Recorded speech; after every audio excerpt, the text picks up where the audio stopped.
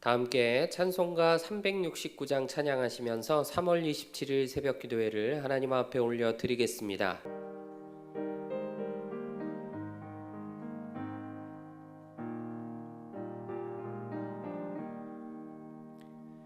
죄짐 맡은 우리 구주 어찌 좋은 친군지, 걱정 근심 무거운 짐 우리 주께 맡기세. 주께 고함 없는 고로 복을 받지 못하네. 사람들이 어찌하여 아를 줄을 모를까. 시험 걱정 모든 괴로움 없는 사람 누군가. 부질없이 낙심 말고 기도드려 아뢰세. 이런 진실하신 친구 찾아볼 수 있을까. 우리 약함 아시오니 어찌 아니하릴까. 근심 걱정 무거운 짐 아니 진자 누군가. 피난처는 우리 예수 주께 기도드리세. 세상 친구 멸시하고 너를 조롱하여도 예수 품에 안기어서 참된 위로 받겠네. 아멘. 사도신경으로 우리의 신앙을 고백하겠습니다. 나는 전능하신 아버지 하나님 천지의 창조주를 믿습니다. 나는 그의 유일하신 아들 우리 주 예수 그리스도를 믿습니다. 그는 성령으로 잉태되어 동정녀 마리아에게서 나시고 본디오 빌라도에게 고난을 받아 십자가에 못 박혀 죽으시고 장사된 지 사흘 만에 죽은 자 가운데서 다시 살아나셨으며 하늘에 오르시어 전능하신 아버지 하나님 우편에 앉아 계시다가 거기로부터 살아있는 자와 죽은 자를 심판하러 오십니다. 나는 성령을 믿으며 거룩한 공교회와 성도의 교제와 죄를 용서받는 것과 몸의 부활과 영생을 믿습니다. 아멘. 찬송가 430장 박수하시면서 함께 찬양하겠습니다.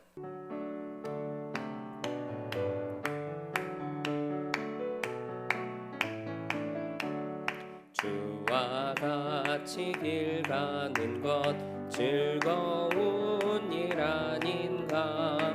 우리 주님 걸어가신 발자취를 밟겠네. 한 걸음 한 걸음 주 예수와 함께 날마다 날마다 우리 걸어가리.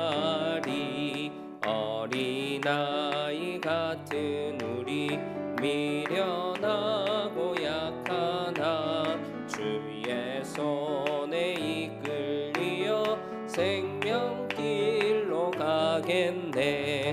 한 걸음 한 걸음 주 예수와 함께 날마다 날마다 우리 걸어가리.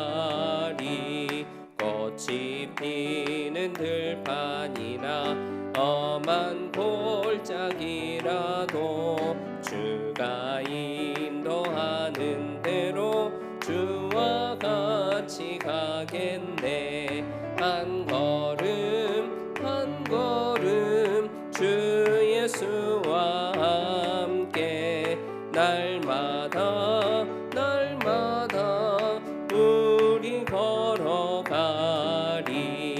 옛 선지자의 녹같이 우리들도 천국에 들려 올라갈 날 때까지 주와 같이 걷겠네. 한 걸음 한 걸음 주 예수와 함께 날마다 날마다 우리 걸어가리. 오늘 우리에게 주시는 하나님의 말씀은 이사야 26장 16절로 19절까지 말씀입니다. 하나님의 말씀을 받겠습니다. 함께 고백하시고 저와 여러분이 말씀을 합독하겠습니다. 하나님의 말씀을 받겠습니다. 여호와여, 그들이 환난 중에 주를 앙모하여 싸우며 주의 징벌이 그들에게 임할 때에 그들이 간절히 주께 기도하였나이다. 여호와여, 잉태한 여인이 산기가 임박하여 산고를 겪으며 부르짖음 같이 우리가 주 앞에서 그와 같으니이다. 우리가 잉태하고 산고를 당하였을지라도 바람을 낳은 것 같아서 땅에 구원을 베풀지 못하였고 세계의 거민을 출산하지 못하였나이다. 주의 죽은 자들은 살아나고 그들의 시체들은 일어나리이다. 티끌에 누운 자들아, 너희는 깨어 노래하라. 주의 이슬은 빛난 이슬이니 땅이 죽은 자들을 내놓으리로다. 아멘. 할렐루야. 하나님의 말씀과 기도의 능력으로 오늘 하루도 승리하는 여러분들 되시기를 축복합니다. 오늘 16절 말씀 보니까 여호와여, 그들이 환난 중에 주를 앙모하여 싸우며 주의 징벌이 그들에게 임할 때에 그들이 간절히 주께 기도하였나이다 그랬습니다. 하나님의 백성들에게 환난이 오고 징벌이 임하였는데 그때 하나님의 백성들이 주님을 앙모하였다. 주님 앞에 간절히 기도하였다. 이런 말씀입니다. 이 말씀을 보면서 저는 두 가지를 생각해 보게 됐습니다. 하나는 환난이 오기 전에, 징벌을 당하기 전에 주님을 앙모했더라면, 주님 앞에 간절히 기도했더라면 그러면 어떻게 됐을까? 인생의 방향이 또 새로워지고 하는 고백이 달라지지 않았을까? 전혀 새로운 인생길이 펼쳐지지 않았을까? 이런 생각을 해보게 됐습니다. 또 다른 생각 하나는 환난과 징벌, 이거 굉장히 무시무시한 일인데 이런 일을 당하게 되었을 때 그 순간에 어떻게 주님을 앙모하게 되었을까? 어떻게 간절히 기도할 수 있었을까? 이런 생각이 들었습니다. 괴로울 때, 힘든 일 당할 때 하나님 앞으로 나오는 사람들도 있지만 아닌 경우도 많이 있죠. 편안할 때는 주님 앞에 있다가 힘들 때 주님을 배반하고 떠나는 사람, 주님을 욕하는 사람, 주님을 거절하는 사람 많이 있잖아요. 상황과 조건에 휘둘리기 참 쉬운 존재들이 바로 우리들입니다. 그런데 어떻게 이런 간절한 마음을 가지고 하나님 앞에 매달릴 수 있었을까? 그 믿음을 잠시 묵상해 보게 되었습니다. 날마다 살아갈 때 살만하고 괜찮을 때도 있죠. 그럴 때 먼저 주님 앞으로 달려 나올 수 있는 저와 여러분 될 수 있기를 축복합니다. 그리고 힘들고 괴로울 때 더 주님을 의지하고 더 주님을 사모하고 주님 앞에 기도할 수 있는 저와 여러분 되시기를 축복합니다. 고린도전서 10장 13절에 이렇게 말씀합니다. 사람이 감당할 시험 밖에는 너희가 당한 것이 없나니 오직 하나님은 미쁘사 너희가 감당하지 못할 시험 당함을 허락하지 아니하시고 시험 당할 즈음에 또한 피할 길을 내사 너희로 능히 감당하게 하시느니라. 아멘. 하나님은 어떤 하나님이신가? 오직 미쁘신 하나님이신 줄로 믿습니다. 미쁘다는 말은 영어로 faithful, 언약을 끝까지 지키신다, 신실하시다 그런 뜻입니다. 하나님은 언약을 끝까지 지키시고 신실하신 하나님이세요. 물론 복 주시기 원하시는 하나님이시고 좋은 것 주시기 원하시는 하나님이시고 사랑과 은혜가 풍성하신 하나님이시고 자비와 긍휼을 우리 가운데 베풀어 주시는 하나님이시고 노하기를 더디하시고 길이 참으시는 하나님이시죠. 그리고 미쁘신 하나님이시라는 겁니다. 하나님의 백성들에게 시험을 당하는 일도 생길 수 있고 환난 당하는 일도 생길 수 있습니다. 오늘 말씀을 보면서 참 위로가 되는 거는 하나님이 조절해 주신다는 거죠. 감당하지 못할 만큼의 시험이냐? 그건 하나님이 허락하지 않으시겠다. 우리의 인생에 개입해 주신다는 거예요. 감당하지 못할 만큼 쏟아질 것 같지만 그렇지 않다는 거죠.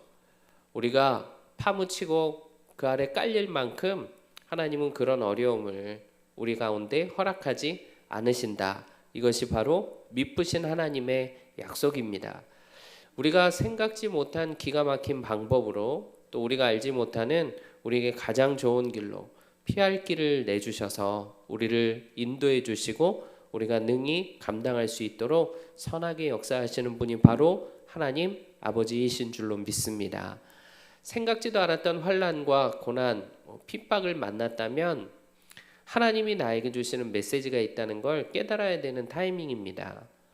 환난과 징계 앞에 아주 선명하게 드러나는 것이 있는데 그것이 뭐냐면 바로 우리들의 믿음이죠. 내 믿음의 수준이 선명하게 드러나고 내 믿음의 분량이 다 드러나게 됩니다. 겉으로 좋은 척하는 믿음 이거 다 걷어내시고 속사람의 믿음의 그 실력을 고스란히 드러나게 하시는 하나님의 계획이 뭐냐. 우리의 믿음을 정결한 믿음 되게 하시려고 견고한 믿음으로 세워주시려고 든든한 믿음으로 하나님이 만들어 가시기 위해서 하나님이 이런 일들을 허락하신다는 겁니다. 그래서 우리는 고난과 시련을 잘 통과하면 단단한 믿음으로 우리의 믿음이 세워지고 성숙한 믿음의 분량을 가지게 될 줄로 믿습니다. 인생의 어려움을 만나는 순간이 올 때 지금 내 믿음이 어떤 상태인가 우리들은 이걸 꼭 짚어봐야 되는 거예요. 내 영적인 상태를 체크해 봐야 되는 그런 중요한 시간으로 하나님이 주시는 타이밍인 겁니다. 요한계시록 2장 5절에 보면 이렇게 말씀해요. 어디서 떨어졌는지를 생각하고 회개하여 처음 행위를 가지라. 방향이 틀렸다면 그 방향을 돌이키고 내 믿음이 떨어졌다면 회개하고 다시 일어나기를 원하는 그런 하나님의 마음이 하나님의 계획이 있으시다는 거죠. 하나님은 우리의 믿음의 전환이 일어나기를 원하셔서 그래서 처음 행위를 가질 수 있도록 하나님은 만들어 가시고자 어려움이라는 방법도 선용하신다는 겁니다. 이런 하나님의 계획이 있고 그리고 이게 지금 내 믿음의 상태를 잘 살펴봐야 되는 중요한 타이밍이구나 하는 것을 여러분들 꼭 기억하시고 믿음으로 반응할 수 있기를 축복합니다. 사람은 한계가 분명히 있습니다. 오늘 말씀을 보니까 임산부의 그 해산의 고통에 관해서 말씀하죠. 출산의 경험이 있으신 여성분들이 많이 계시잖아요. 저는 제 아내가 두 아이를 출산할 때 그 곁을 지켰던 경험이 있습니다. 그 고통을 간접적으로지만 경험할 수 있었던 그런 시간이었는데 첫째 아이도 8시간, 둘째 아이도 8시간 진통해서 출산하는 그 모든 시간 동안에 같이 있었습니다. 가족 분만실에 들어가서 출산하는데 제가 대신 아파줄 수는 없었지만 함께 고통을 나누는 시간을 같이 지나고 그리고 기도해주고 손잡아주고 마침내 아이가 태어났을 때는 탯줄을 잘라주기도 했습니다. 둘째가 태어났을 때는 제가 급성 맹장염이 와서 수술을 어디서 했냐면 산부인과에 외과에서 받았습니다. 그래서 수술 다음 날 가족 분만실에 데려가서 부부가 환자복을 사이좋게 입고 그리고 같이 둘째가 태어나는 그런 또 과정이 있었는데 그 경이로움의 순간이 첫째 아이도 둘째 아이도 태어나는 그 순간이 아직도 생생하게 기억이 납니다. 임산부는 아이를 출산하는 과정 중에 곧 아이가 태어날 기쁨을 앞두고 의미 있는 고통의 시간을 지나가는 것인데 그러나 허사를 경영하면서 살았던 수많은 인생들은 마치 산통 같은 그 모든 고통 다 당하고 난 다음에도 아무런 결과물이 없는 것이다 하고 오늘 말씀하는 거죠. 18절 보니까 우리가 잉태하고 산고를 당하였을지라도 바람을 낳은 것 같아서 땅에 구원을 베풀지 못하였고 세계의 거민을 출산하지 못하였나이다 그랬습니다. 나 스스로를 구원할 수 있습니까? 못합니다. 죽어가는 내 이웃 열방의 수많은 영혼들 내가 대신 아파주면 그 공로로 살려낼 수 있습니까? 못하는 겁니다. 분명히 말씀하잖아요. 바람을 낳은 것 같다 그랬습니다. 이쪽에서 저쪽으로 바람이 불죠. 그런데 그 바람을 붙잡을 수 있는 사람은 이 세상에 아무도 없습니다. 그 바람을 이용해서 뭔가 이루어낼 수 있는가? 없습니다. 잠깐 불다 사라지면 그 바람은 다시 찾지도 못하죠. 그걸로 끝나버리는 거예요. 그것 같이 고통은 고통대로 당했으나 남길 게 아무것도 없어서 헛되게 끝나버리고 마는 것이, 그것이 우리들의 한계라는 것을 오늘 말씀을 통해서 이사야 선지자가 알려주는 거죠. 이런 우리들이 할 수 있는 가장 의미 있는 일이 있는데 그것이 무엇이냐? 바로 미쁘신 하나님을 향해 나아가는 겁니다. 미쁘신 하나님의 역사를 기대하고 사모하면서 하나님 앞에 부르짖고 그 하나님을 의지하는 것이 가장 의미 있는 일이 되는 거예요. 붙잡고 바라보고 하나님이 하실 일을 의지하고 또 기대할 때 하나님이 영광 나타나시는 놀라운 일들을 우리가 경험하고 또 그 주인공이 될 줄로 믿습니다. 나는 열방을 새롭게 할 수 없죠.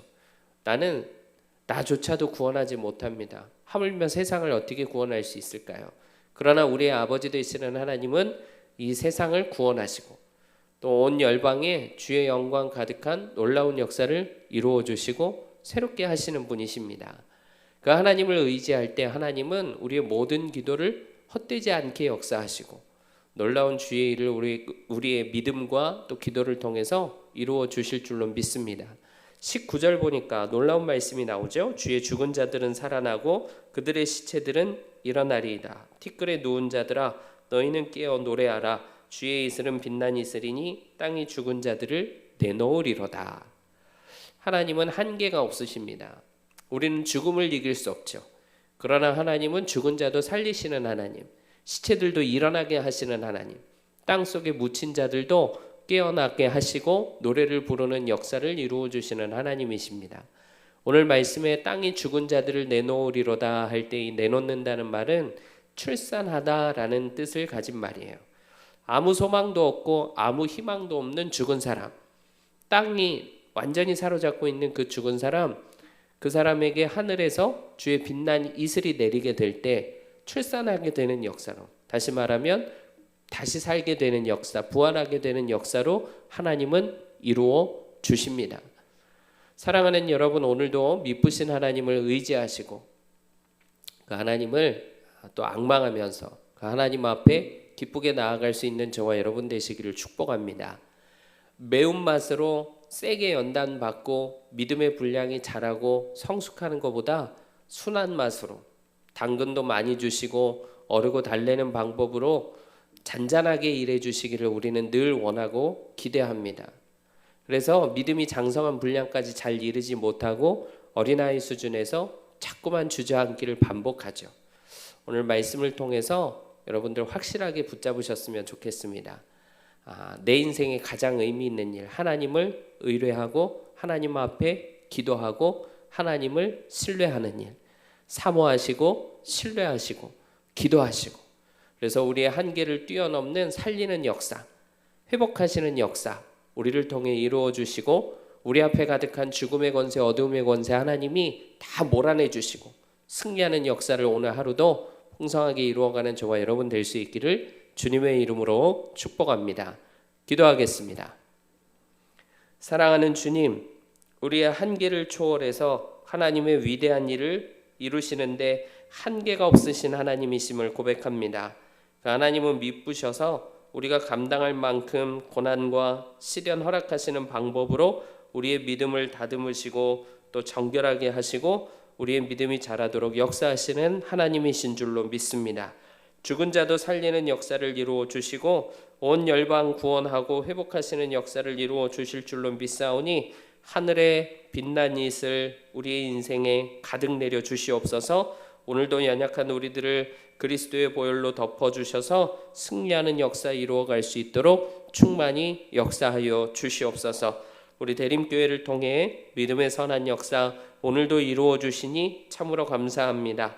주신 111의 비전 하나님의 방법으로 하나님의 주권으로 놀랍게 성취되는 영광 보게 해 주시옵소서. 선하신 하나님의 선하신 역사가 우리 가운데 온전히 이루게 하시고 주님의 손과 발이 돼서 믿음과 순종으로 주님 따라갈 때 하나님 우리를 통해 마음껏 선한 역사 풍성하게 이루어 주시옵소서. 교회에 세우신 담임 목사님 장중에 붙잡으시고 성령과 능력을 물붓듯 부어주셔서 하나님 영광 나타나시는 일에 귀 들어 마음껏 사용하여 주시옵소서. 성지순례를 은혜 가운데 잘 마치게 하신 하나님 참으로 감사합니다. 우리 교회를 통해 하나님 이루시고자 하시는 놀라운 일들 계속 이루어 주시고 또 성지순례를 통해 부어주신 은혜가 또 우리 안에 가득해지고 또 하나님 이후에 하나님 하실 일들도 사모하며 기쁘게 달려가는 우리 모두가 되게 하여 주옵소서. 울타리 안에서 자라는 다음 세대들 믿음의 세대들로 자라게 하시고 29개의 형제교회와 11개 나라에서 선교하시는 선교사님들 오늘도 붙잡으시고 주의 종들에게 능력으로 역사하여 주셔서 하나님 나라가 전파되고 확장되는 놀라운 역사를 이루어 주시옵소서.